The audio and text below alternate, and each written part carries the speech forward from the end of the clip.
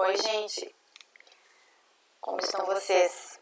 Vamos conversar um pouquinho hoje, então, continuando o nosso assunto de gás, na termodinâmica.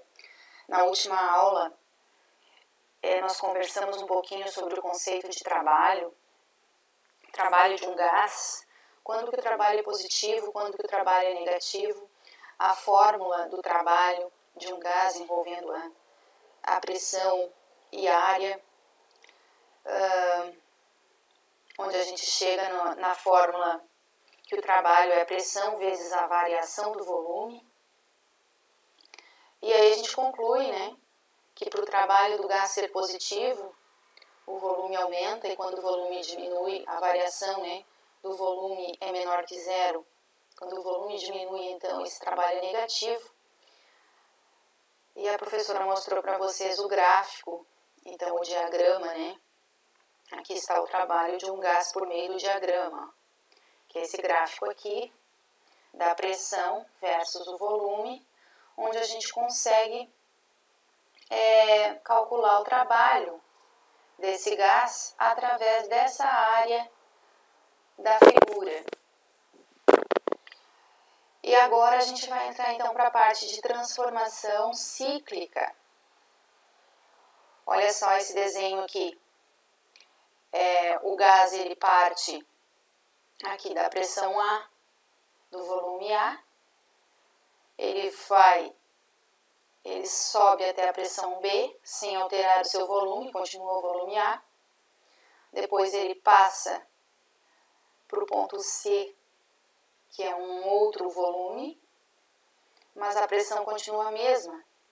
Depois ele desce até o ponto D, sem alterar volume, somente mexendo na pressão, e volta para o volume e pressão inicial, tá? Então aqui existem alguns passos que a gente precisa entender como que funciona. Como é que foi analisado, então, o trabalho desse gás? Quando a gente analisa esse gráfico, a gente pode perceber que em algumas etapas não altera o volume e outras etapas não altera a pressão. Então, existem duas etapas que são isobáricas e duas etapas que passam pelo processo de a transformação isovolumétrica.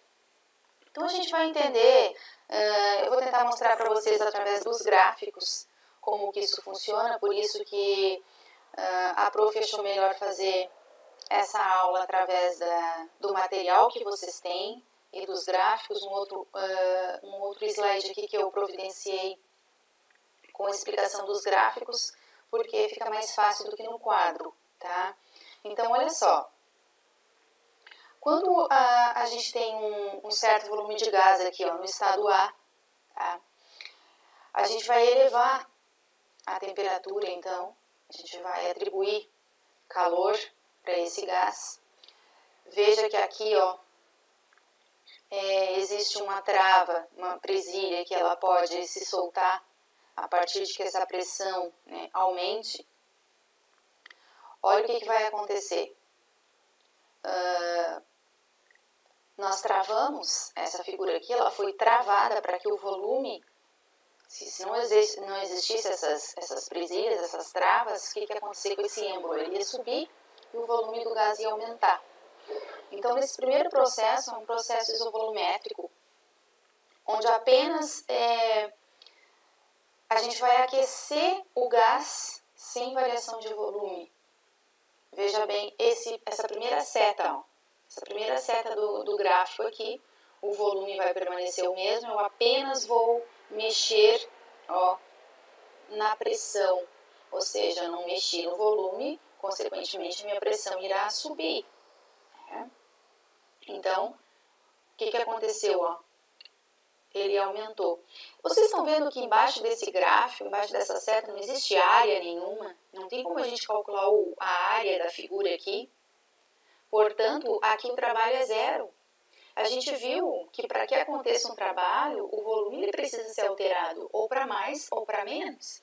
Nesse caso aqui, o volume não foi alterado, o volume permaneceu o mesmo, então não há trabalho. A gente diz que o trabalho é nulo nesse caso. Então, quando eu parto do ponto A para o ponto B, o trabalho é nulo. Agora veja bem, o que acontece se a gente retirar as travas de cima ali do êmbolo, né? Colocar apenas os pesos, ó, os pezinhos, só para segurar então a pressão, porque essa pressão interna ela está maior do que a pressão externa, porque, ou seja, eu aumentei a temperatura, eu estou, né, aumentando a pressão desse gás, então se eu não tiver peso nenhum aqui em cima, logo esse êmbolo vai subir. Então, o que vai ser feito aqui agora? Perceba que, sem as travas, a gente quer manter a pressão, por isso do peso, tá? Para manter a pressão, manter equilibrado essa pressão desse gás interno, essa pressão interna com o gás do meio externo, tá? Para manter em equilíbrio. Então, a gente quer manter essa pressão constante agora. Veja o que acontece, o volume vai subindo, vai aumentando o volume, mas a pressão vai continuar a mesma. Então, é feito isso para que mantenha-se esse equilíbrio. Veja o que acontece na segunda seta. Quando eu parto do volume B para o volume C, eu não mexi na pressão, a pressão não foi alterada, apenas o volume. Veja o que acontece com a figura. Olha só, eu tenho uma figura abaixo dessa seta aqui que forma, ó, um quadrado que eu posso calcular a área. Então, aqui a gente tem como calcular a área da figura, portanto, existe um trabalho realizado aqui. Porque a gente viu que a gente pode calcular o trabalho através da área da figura. Então, eu consigo calcular, existe um trabalho aqui. Vamos por partes, tá? A primeira seta a gente viu que não há trabalho. A segunda seta a gente viu que há um trabalho, porque podemos calcular a área e aconteceu uma alteração de volume ali, o volume aumentou. Veja que se a gente resfriar agora, ó, resfriamento do gás, ó, os blocos do êmbolo são retirados, tá? Gradativamente. Olha o que acontece em função da queda de temperatura. Agora a nossa seta, ó, ela vai descer, ou seja, ela vai diminuir a pressão, tá? Porém o volume continua o mesmo. Então, aqui, ó, a gente, se vocês verificarem lá na figura, ó, estava aqui o desenho. Tiramos os pezinhos, tá?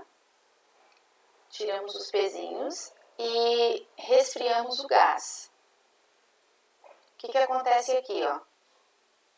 Esse gráfico representa essa queda de pressão, ó, do C para o D, tá? Os choques com as paredes se reduzem, por isso tem-se essa queda de pressão, tá? Não mexemos no volume. E aí eu pergunto para vocês, existe trabalho aqui? Não, novamente não ocorreu trabalho, não mexemos no volume, o volume está constante, não existe área abaixo dessa figura aqui. Agora vamos para a última etapa. A última etapa, que seria a volta de D para o A, que foi o ponto onde ele iniciou. Veja, novamente aqui agora, o volume ele vai diminuir, tá? O que acontece aqui, ó? Uma compressão, a gente chama de compressão isobárica, tá? Compressão isobárica, por quê? Porque, na verdade, o volume diminuiu, isso significa que a pressão externa é maior do que a pressão interna do gás. Então, a pressão do meio exterior é maior do que a pressão interior. Por isso, acontece a compressão, tá? Então, olha só, a seta, ela se mantém, ó, se mantém na mesma pressão, agora, tá? Porque depois de resfriado, ali a gente viu, né, que houve, ó, a pressão desceu sem mexer no volume. Depois, a seta do D para o A, em que o gás é resfriado e o volume do recipiente que contém diminui, ó. Aí aqui significa o quê? Que a pressão externa está empurrando o êmbolo. Ó, quando a gente tira os pesos, tá? O êmbolo desce e acontece essa redução de volume. Então, ele sofre esse que a gente diz que é o trabalho negativo, né? Porque o trabalho negativo é quando o volume diminui. A gente viu por que isso acontece. Por que o trabalho negativo, a Sora explicou na aula passada para vocês, através da fórmula. E aqui a gente calcula a área, ó, novamente, dessa figura, que forma um retângulo. E aí vocês podem perceber que a área que a gente tinha no início, ó, era maior do que a área que a gente tem no final, ó. Né?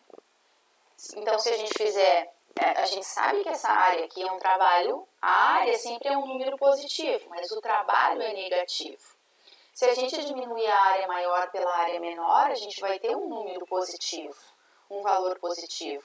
Então, a gente diz que quando a gente tem uma transformação cíclica e que ela está no sentido, ó, horário, eu estou indo do A para o B, para o C, para o D, eu estou em sentido horário, a gente diz que esse trabalho é positivo. Se a gente tivesse escolhido o caminho contrário, do A para o D, do D para o C, seria um trabalho negativo. Eu vou explicar para vocês aqui, ó, com 3 figuras diferentes, para que vocês possam entender por que isso acontece. Por que quando eu tenho um sentido horário, o meu trabalho é positivo? E por que quando eu tenho um sentido anti-horário numa transformação cíclica, eu tenho um trabalho negativo? Percebam essas 3 figuras aqui, ó. Aqui eu tenho um trabalho positivo, porque a seta está indo no sentido horário, ó, e eu tenho um triângulo. Aqui eu tenho uma figura de um quadrado que está indo no sentido anti-horário. E aqui, gente, ó, eu tenho um sentido horário e o outro anti-horário, ó. Tá vendo? Ó, até formou o símbolo do infinito aqui, ó. Duas transformações cíclicas, ó, com sentido contrário. Então, a gente diz que nesse caso o trabalho é nulo, tá? Eu fiz aqui, para vocês entenderem, eu fiz aqui um desenho da primeira figura, que seria o triângulo, tá? Então, olha só. Essa figura, onde que tá? Aqui. Essa figura aqui, ó, do triângulo, vamos pegar somente essa figura agora e analisar onde que é o início dela. Ela começa daqui para cima, ó, nessa seta.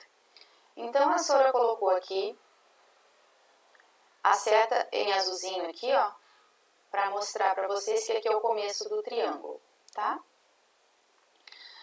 Então, quando eu subo aqui a minha pressão e não mexo no meu volume, a gente viu que não há trabalho, certo?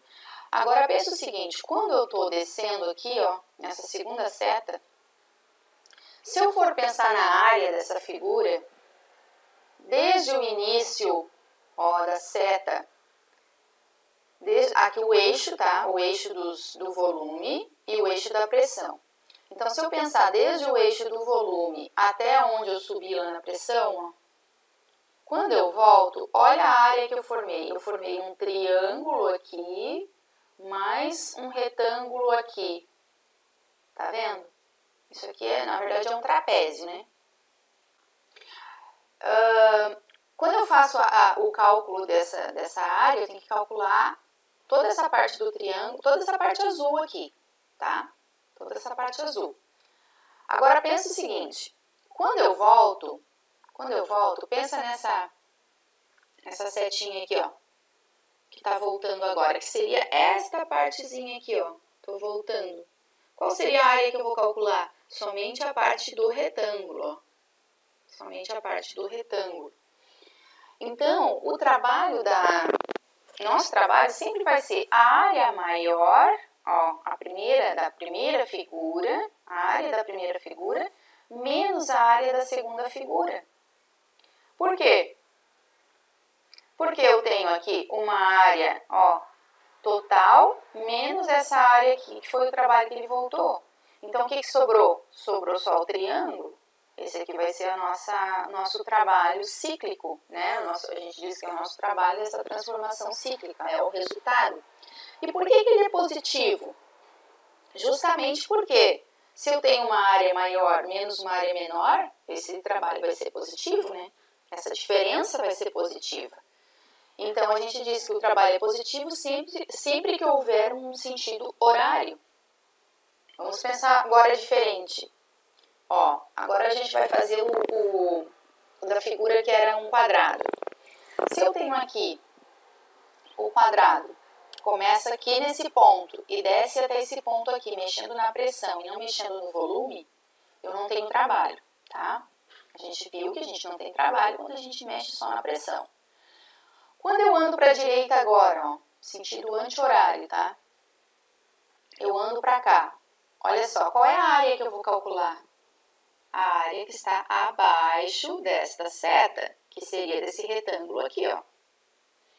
Quando eu subo, novamente, eu não tenho trabalho, tá? Quando eu subo, eu não tenho trabalho. Ó, tô subindo.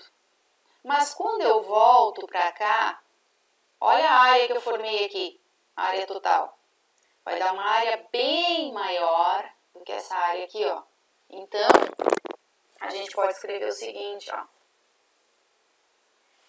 A gente pode dizer, vamos botar uma caixinha de texto aqui, vamos concluir que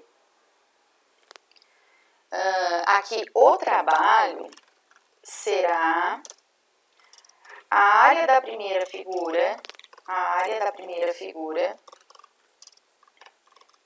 menos a área da segunda figura, tá? Menos a área da segunda figura. Portanto, o que vai acontecer? Logo, o trabalho será negativo. Sempre, porque eu estou diminuindo uma área menor, né?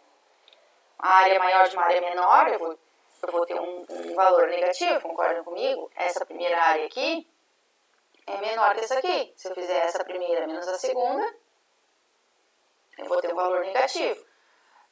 Então, logo, o trabalho negativo sempre acontece no sentido anti-horário. Anti-horário. Certo?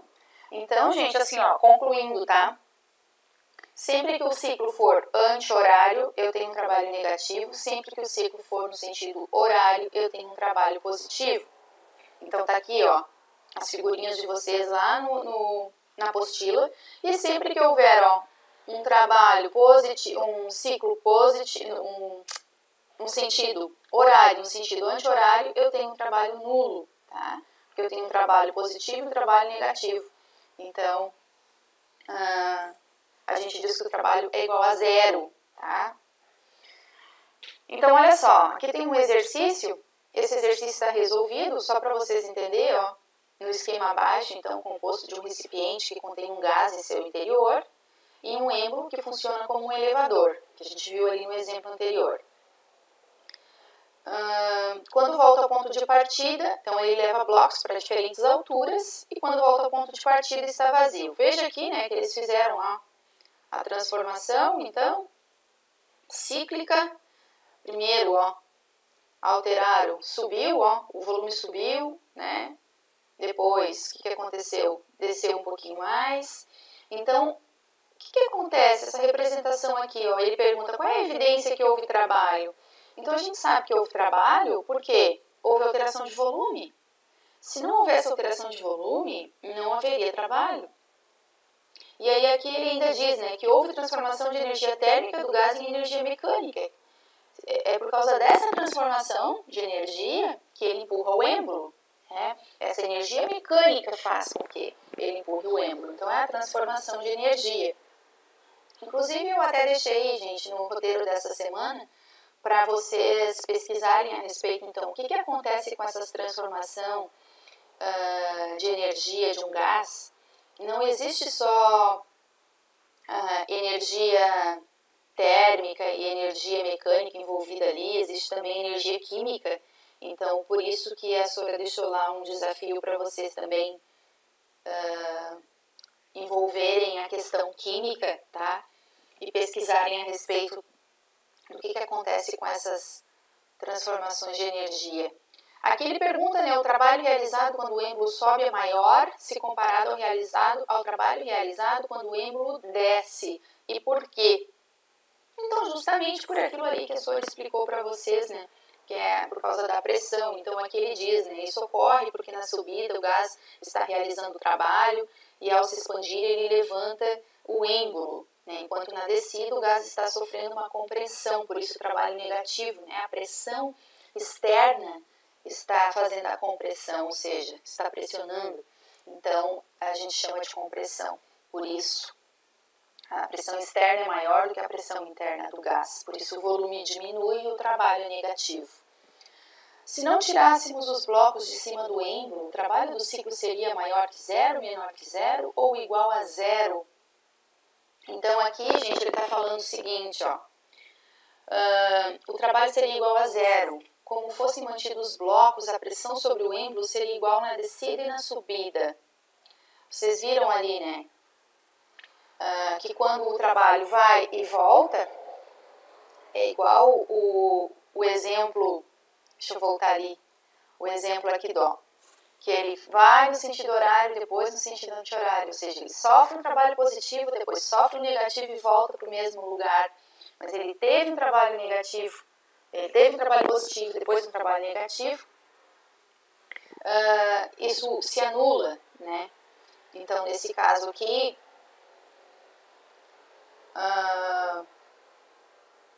onde é que está? Aqui.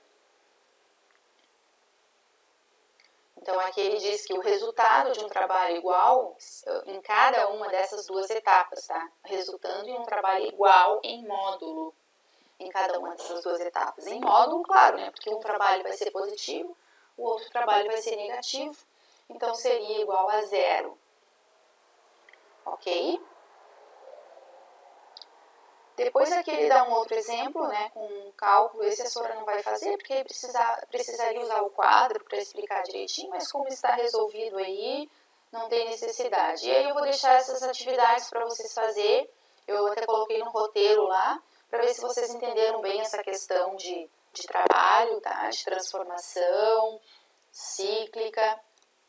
E aí encerramos essa aula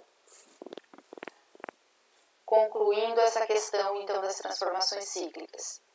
E aí, depois, na próxima aula, eu vou explicar para vocês a energia interna. Na verdade, a energia interna, até já vou explicar para vocês aqui, porque depois a gente já entra na primeira lei da termodinâmica. Então, a gente vai ver a primeira lei e segunda lei da termodinâmica, então já vou explicar para vocês aqui, ó, a energia interna de um gás. Gente, para calcular a energia interna de um gás, como a Sora falou na outra aula para vocês, que isso é tudo a nível macroscópico, porque eles não pegavam cada molécula de gás para avaliar, para analisar qual seria a sua velocidade, a sua energia térmica que estava se transformando em energia mecânica. Eles pegavam o total, o volume, tá? Então, eles faziam uma média dessas moléculas. Então, essa média, essa forma que eles chegam aqui para calcular a energia interna, tá, do gás, ela é feita uma média entre as moléculas. Então, é utilizado a equação de Clapeyron, é utilizado a equação lá da energia cinética, que é massa vezes volume ao quadrado sobre 2, vezes velocidade ao quadrado sobre 2, né, que é o mv ao quadrado. E foram transformando, pegando as fórmulas lá da mecânica, até chegar numa conclusão. Tá? Que isso não vem ao caso para demonstrar essa fórmula para vocês, basta que vocês entendam o que significa essa fórmula. Essa fórmula significa a média, tá? A média da energia dessas moléculas. Então, não é feito uma por uma, é feito, então, essa análise aí a nível macroscópico mesmo. Então, aqui ele diz o seguinte, ó, para compreender o seu funcionamento, utilizaremos como exemplo um recipiente com êmbolo móvel. Da mesma forma como a Sora estava explicando para vocês ali, tá? E essa parte do calor, essa energia que aumenta a vibração das moléculas e faz essa transformação, faz com que o êmbolo suba, isso é a energia interna. Então, ou seja, essa energia do gás faz uma energia térmica que se transforma em energia mecânica e faz com que a pressão, né, o volume aumente e exerce uma força, né, sobre essa tampa, esse êmbolo. Então, aqui ele próprio diz, né, que para descrever de forma precisa faz-se necessário considerar a energia cinética do gás, a energia potencial de ligação entre as partículas e a quantidade de átomos que compõem o gás. Tá? Então, por isso que eles fazem essa relação do volume total. E aí chegam nessa fórmula aqui, ó, que U, que é chamado de energia interna, é 3 sobre 2, ou seja, 1,5 vezes o número de mols, vezes a constante do gás e vezes a temperatura. Então, eles fizeram várias análises, né, e chegaram nessa conclusão de que para calcular a energia interna de um gás, baseado lá na equação de Clapeyron, que a gente já estudou, é 3 sobre 2, né? 3 vezes 3 nRT sobre 2. 3 nRT sobre 2, tá? Então, essa é a nossa média aí dessa energia. E por que é importante a gente saber disso, gente? Porque depois a gente entra nas leis da termodinâmica, né? E a gente vai aplicar, então, todas essas teorias e essas formas. Então, por isso é bem importante a gente entender por que a fórmula é assim. Não precisa saber demonstrar a fórmula, não precisa calcular através lá da fórmula da mecânica. Não, basta entender que essa fórmula, eles concluíram, né, eles chegaram a essa conclusão analisando, então, tá, fazendo uma média da velocidade das partículas, tá, através pelo número de mols, né, eles conseguiram fazer essa média aí, então envolvendo tanto as fórmulas da mecânica quanto a fórmula dentro do estudo dos gases, ok? E aí eu vou deixar então para falar sobre a primeira lei da termodinâmica na próxima aula, apresentando então para vocês a conservação, né? A quantidade de calor trocado, a conservação de energia e tudo mais, para não ficar muita informação para essa aula aqui, ok? Façam os exercícios e aí pode colocar as dúvidas ali, manda as dúvidas, anotem para a gente conversar sobre isso nas nossas lives também. Tá bom, meus amores? Beijo grande para vocês e até a próxima. Tchau!